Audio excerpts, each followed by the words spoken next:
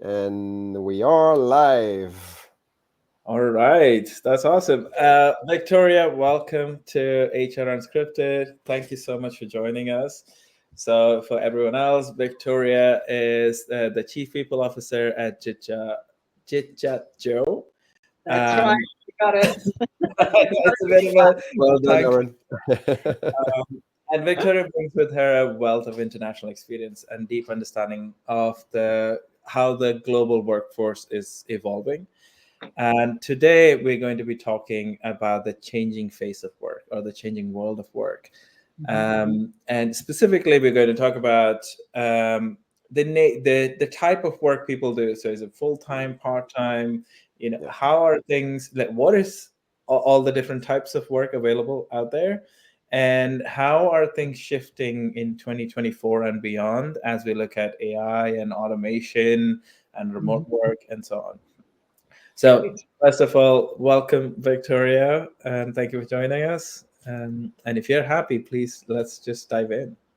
Absolutely. Always happy to jump in. Arun and Alexis, thank you so much for inviting me to HR Unscripted. I've watched your podcast before. They're great. So happy to be a Thank part of the you. program.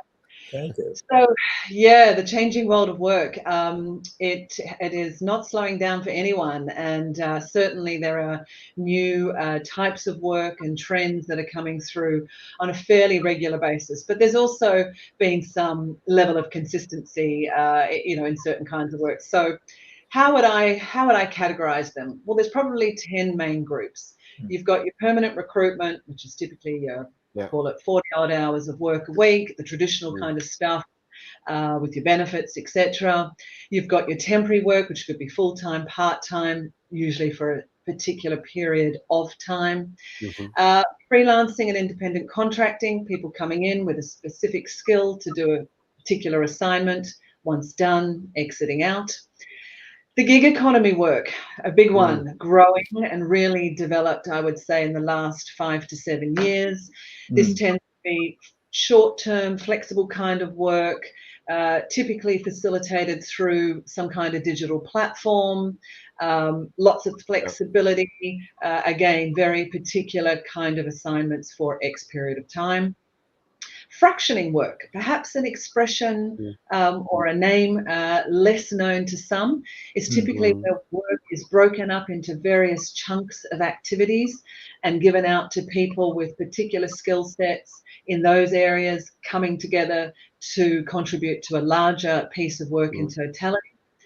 Remote or hybrid work, I don't think I need Mm. to describe that. Thanks to COVID, So we're all was- very familiar with that one. yeah. Internships, they're definitely on the rise. And in Mm. fact, I think they're one of the big trends that we're seeing coming through in the last 5 years. They're one leading the charge there. People learning on the job whilst being paid to do the job. Um, that's apprenticeships, I should say, whereas Yeah. internships are more short-term assignments for students coming in to gain some Yeah. experience. Of course, self-employment, self-explanatory. And last but not least, volunteering. We're seeing a lot more people wanting to Mm. get into the volunteering space, be that paid or unpaid. So there you have it, the top 10 fields or types of work that exist in today's environment. That's incredible. Yeah. And that's quite a. I think it's a very complete spectrum Yeah. of everything that you talked about. One quick clarification on the fractional work versus freelancing work. I mean, they can be very similar, I guess, to Mhm. layman or who someone is not working. And my understanding, fractional work is tends to be for much more senior professions like Mhm. CFOs. And is that Yes, is that absolutely. how you would differentiate them as well? Yes. Contracting work, you can get a skill level at all layers of an organization, whereas Mhm. fractioning does tend to be in more the senior management executive Mhm. space. Quite right. Got it. And Okay. and and I have a sub question as well about like freelancing and gig economy. How would you differentiate it? Because someone can do freelancing, and it's relatively similar to gig in some ways. How do you Mm, differentiate it for the people who don't know about these terms? mm.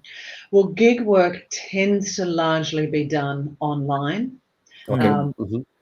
whereas freelance can be done online, on site, or a mixture of the both. So the gig economy is more in relation to not just how people are securing the work, which tends to be through online platforms, but also how they're delivering it, whereas freelance can move in and out of that. So there's definite interplays between all of those types of works. I'm seeing people, cross-pollinate those all the time, which to me speaks to the fact that the global workforce is evolving to the needs of both the company requirements as well as what the talent is prepared to provide. Yeah, that makes sense. I think also for me personally, the way I differentiate them, I may or may not be right. Freelancing almost feels like you can set aside a chunk of your time to a specific client, and that would almost always be filled by that client or clients. Yeah. But the gig economy is much more unpredictable in that you have a suite of potential clients, and they may or may not call on your services, and it could be last minute or may not be last minute. And it feels it can be also a few hours, like when freelancing will most of the time will be like I focus on the project for like a few weeks. Exactly. Yeah. I mean, that's my understanding again. Yeah. No, again, both of those insights are definitely what we're seeing as well. Freelance tends to be project oriented.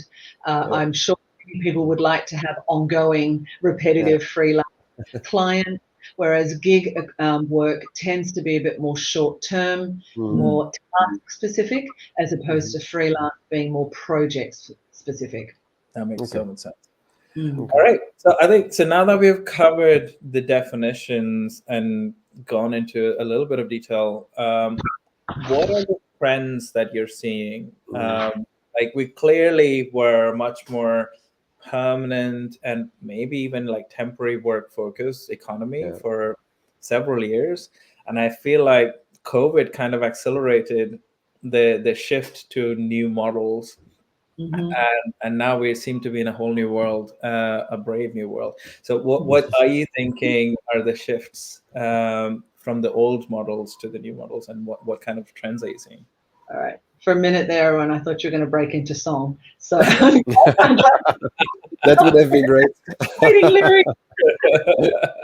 Don't expect me to join in. Great question. What are the so I think what you're asking me is, what are the major trends that I'm seeing as it relates to those types of work? And I think there's probably three main ones that I would focus on. The whole remote/hybrid working. Secondly, the increase in apprenticeships, the application of apprenticeships. And thirdly, the explosion of the gig economy. So let me talk a little bit on each. So, no news for any of us. COVID definitely accelerated the interest of many to participate in remote or at least hybrid work, where it's a combination of in the office / at another location. I think that, that grew in popularity for a multiple of reasons. Lifestyle being a major driving force, but also cost reduction. Companies were able to vastly reduce their spend on real estate and property locations, transit time, the list goes on. And I don't think that that's going away anywhere soon. I know and have seen that many organisations are recalling that and getting their employees to return to the office. But in a lot of cases, it's not been easy for them, and people have done it reluctantly. There was a report last year by Gallup, and in this survey, over 60% of workers stated that they wanted to be working in a hybrid environment, and only 6% said that they wanted to work on site full time. With the balance, the 34%, I think that is, saying I'd like to work 100% from home. So I think that's quite telling. I think depending on the type of work that someone's doing, if it's client facing, you need to be in front of your clients to a degree, but even that has evolved as to how that looks. But other kinds of roles, back office, customer service, support functions and what have you, there's been a huge argument as to why do they need to be in an office. So without a doubt, that's a trend that has arrived and continues on, and I think it will continue to evolve as time goes on. And Sorry. just a second on this one, right? Because I think this is a big topic. What is your opinion on, and you mentioned that some companies try to recall their employees in the office. What do you see in terms of pros and cons in terms of hybrid model as a CHRO? What would you advise to other CHRO or HR leaders out there when they consider both options? Yeah. So we have found in the organization that I've been with, and in fact one that I was with prior to this one, that not offering hybrid absolutely reduced the candidate response rate that we had to open vacancies, without a doubt. And we found that in Europe, Australia, the US, and across Asia. So that's if you're not prepared to have any flexibility, I think that companies will find a reduced number of candidates applying for the jobs. Right. Having said that, once people are in the organization and you're trying to do things like performance management, it does require a very different way of performance managing people that you can't eyeball, that you're not sitting across a desk from. You have to have a much more planned approach to having one-on-one connections, giving performance feedback. It becomes more formalized and less impromptu, like you might have in an office environment. So without a doubt, adjustment is needed to be made in the areas of communication, interaction, performance management, setting, and assessment. I think for me, the saddest thing that's happened out of going to hybrid or fully working from home is that our more junior, younger talent coming through the organization, they've lost role models. They've lost those water cooler conversations and observing and hearing people, learning through osmosis as a result. So again, you have to have a more formalized approach to mentoring and make, instead of it being a, hey, we offer it, isn't this great, making it a standard thing that every person that's being developed to climb up the organization needs to have appointed. So it's about taking that concerted effort. That is such a great point. And I think you are completely right in that we've lost this organic way of building strong teams. I think a side effect to that is the leadership teams having to be more formal in how they think about creating the cohesiveness in the team and be better planned. And that kind of better planning would have served us right even in a work from the office environment anyway, right? It's the organicness that kind of picked up the slack of like management laxness on these kind of things. And now we're finding that if you do that anyway, it would be good for anyone, right? Irrespective of whether you work from home or from the office. If there is a formal mentorship program or a formal like socializing program or a social whatever, right? It would definitely help everyone. So I think we're probably accelerating the right things. I agree. The other flip side of that is that where you've got environments like what we have some people who are traveling into our head office in New York, and they get to physically be together. We've got people around the rest of the world where we don't have offices. And I'm always talking to people about, be careful that you don't develop proximity bias. Right. The whole thing of, I see you, I get to have that cooler conversation. We go and have a casual coffee in the afternoon together. Those kind of moments create additional bonding and additional connectivity and a chance for people to hear more about what others are doing. All of that contributes to what is referred to as proximity bias. So you have to find other ways to recreate those moments. And we rolled out something called Bond and Brew, which is like a roulette wheel where we connect people from different parts of the organization, meet virtually online for virtual coffee, or if after hours, a beer, hence the loosely termed brew. It could go either way. Very versatile. Yes, exactly. And it's there to motivate people to Mm. have those Yeah. conversations that Mhm. would have.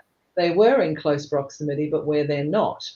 And then we give people a budget and we say you can claim up to this amount of money Mm. to again motivate them to go and Yeah. actually engage in Yeah. this moment. So again, That's it's such a about great idea. finding ways to Mm. Yeah. remove proximity bias and create opportunity for connection. Yeah. Mm. We should clip this part and share it with everyone because I Yeah. think every company That's a very good point. Yeah. Cool. absolutely. Sorry, Victoria, I interrupted you, so please go ahead. Good. I think we were talking about trends, right? Yeah. Yeah, so and I think you were kind of naturally going towards this Yeah. anyway.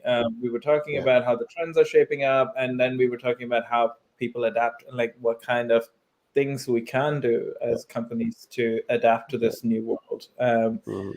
Perhaps we can talk a little bit more about like the role technology or processes or even like mindset can have Yeah.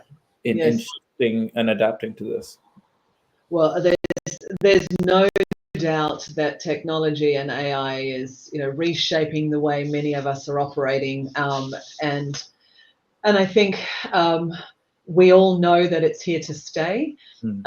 It's now about finding the right people, the timing, the budget to work in those AI practices into your normal day-to-day operations. And I'm being surveyed to death on this at the moment. And in the survey results I'm getting back, I take great solace in knowing that we're not the only company that has still got quite a bit of work to do in this space. Our product is embedded with AI, right? Yeah. So the product service that we deliver is, but the way we work is still a work in progress when it comes to engaging AI. But I think what I am anticipating and where we are and looking to continue to target it is creating more personalized experiences for our people. Mm. So in other words, Mhm. using AI to be able to help with tailored onboarding solution Yeah. journey, Mhm. to be Yeah. able to create personalized learning pathways depending on the field that they've come into, the job level that they're joining us in, to be able to reduce the amount of admin in my own team so that Mm. my HR business partners can really be focused on driving the needle from performance Yeah. consultation with the business managers as opposed to all the administrative support. All of those kind of things, I think, ultimately give the employee and managers a much more personalized experience with real impact in real time. And that's the beauty of AI is shining through. But again, it takes time, money, and resources to be able to put those in place, Yeah. and that's a work in progress, certainly in Yeah. our. I can imagine. And I think, like you mentioned, the time, money, and effort required to make the shift.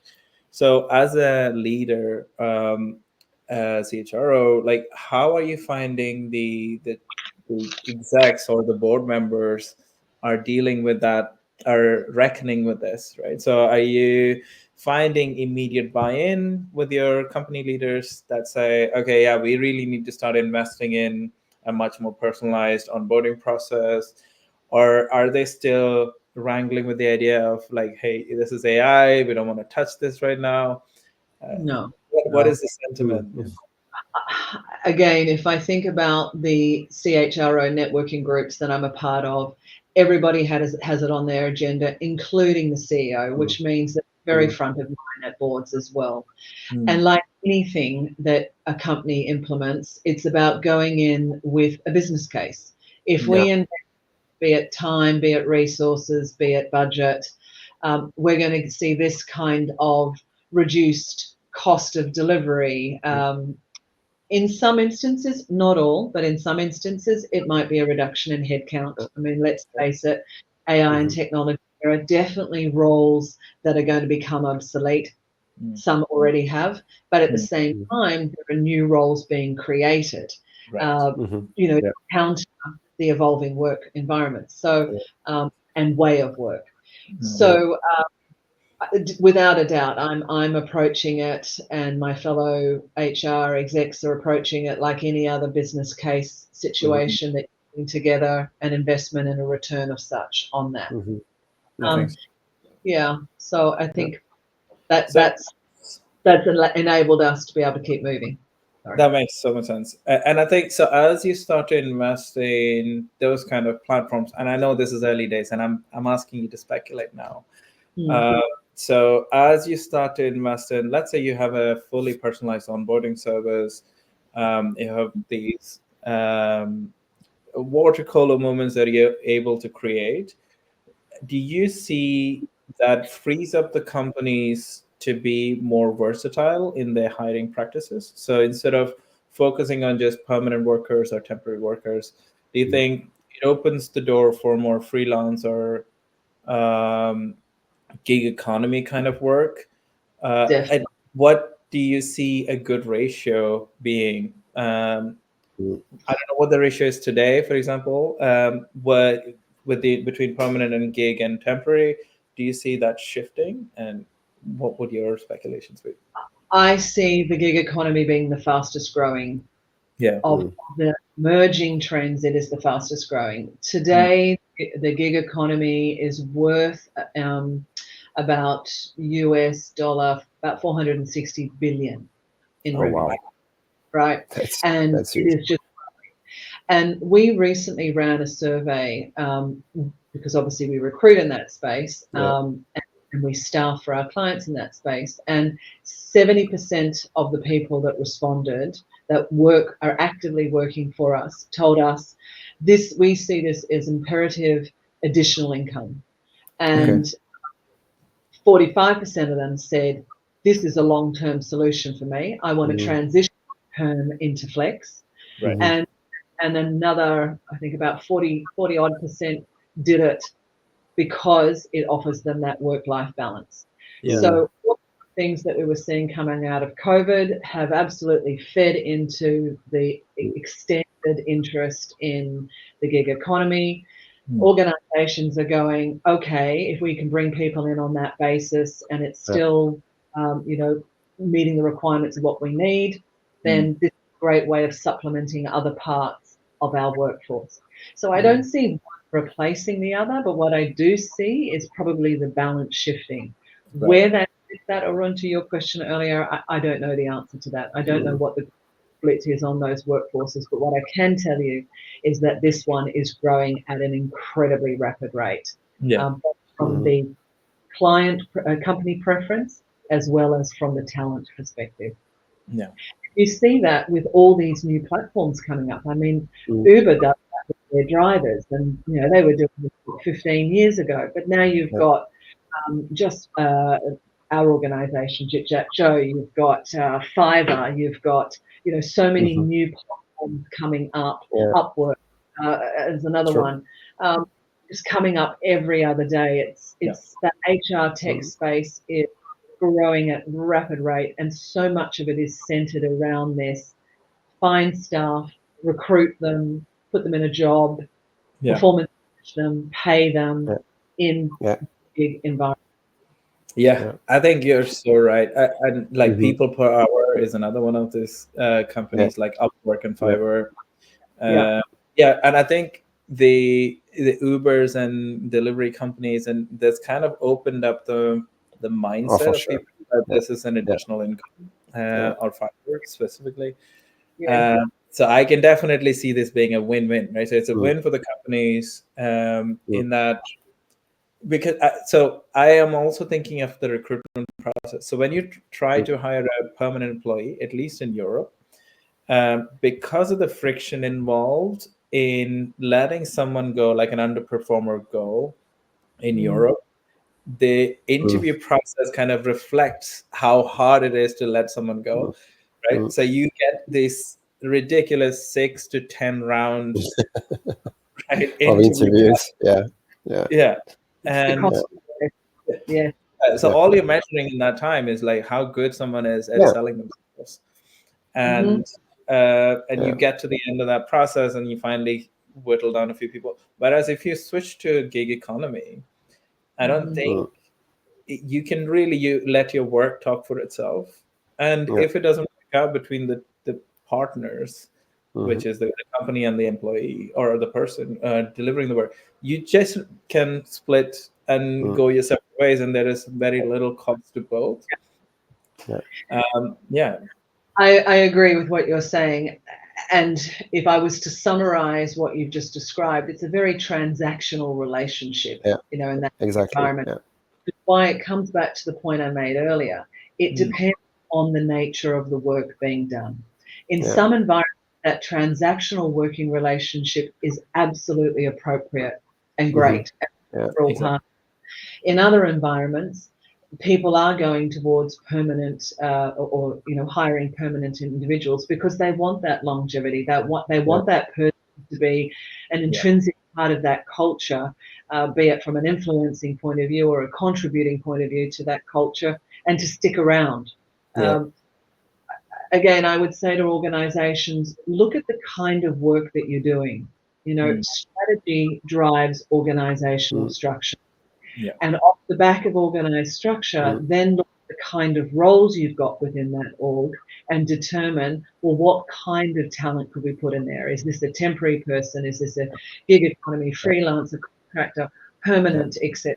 So, strategy, organization design, definition of role, type of employment. That's the hierarchy. Process. I completely agree. We were talking to Dieter last session, and he was talking about org design, and he basically said the same thing, right? So exactly. That's amazing. That one. I promise I'm not copying things. No, but this is testament to the knowledge and the people with like incredible thinking in this space tend to agree on the approach, right? So which is amazing. And I completely agree. So I think for any companies out there, to repeat what you're saying, like who are thinking about and pondering what models to go for, start with your strategy, figure out how you structure your organization, and be very deliberate about deciding whether or not your workforce needs to be permanent, temporary, or gig. And really understand going into that thinking process that gig economy is a big player in the future. It is going to be desirable for both the candidate and the companies. So with that lens, you could go and think about how to redesign your organization and then recruit accordingly. That's 100%. 100% agree. So that, as you go, sorry, as we go into the gig economy market, let's talk about a little. So if you're starting fresh and trying to get more gig workers, do you know of any tools or companies that are already doing that? I'm laughing at that question because, whenever I do these interviews or podcasts, I'm vehemently against promoting our own company. But you've asked me a question, and that's exactly what we do. So, what do you think my answer is going to be? Leave it at that. Next question.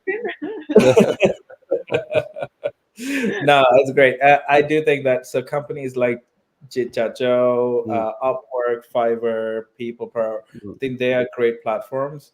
And is Jitjajo also like a two-sided marketplace? So you have freelancers on the one side, and then it's just a self-serve for businesses on the other side. Absolutely. So it's the digital marketplace, staffing marketplace, as well as the VMS tools. So the enterprise models for companies wanting to manage multiple business partners, recruiters, and avenues of their staffing needs. Our tool can provide that information. Cool. So amazing. Okay, so I didn't mean. You're asking the questions here, guys. I'm just answering. Okay, but I think we're nearly at time. Yeah. So it has been Wow. an It went so incredibly fast. enlightening. Yeah, it went so quick. It's such an Yeah. enlightening conversation. Thank you again, Victoria, for joining Yeah. us. I think 30 minutes was probably too short to discuss Yeah. this problem, Yeah. Indeed. but we would love to have you back at some point, Yeah. Yeah. and Happy maybe to more. I happy think to be here today and to return. Thank yeah, you so much. perfect. There's a It's a pleasure. lot more to talk about the topics. I think we went through it. I think there is a lot more to discuss. So we'll make sure we try to focus on a specific topic and invite you then. Thank you so much. Yeah. And we'll make sure that we share snippets from this, especially the beer o'clock and the Yeah. some of the guys for org structure. I think that those are valuable. Yeah. So we'll be sharing that. Look out for those, Great. and we'll have you back, Victoria, at some point. So thank you so much for doing Thanks this. Thank you again, so guys. much. It was a pleasure having you. Bye. All right. Bye. Bye.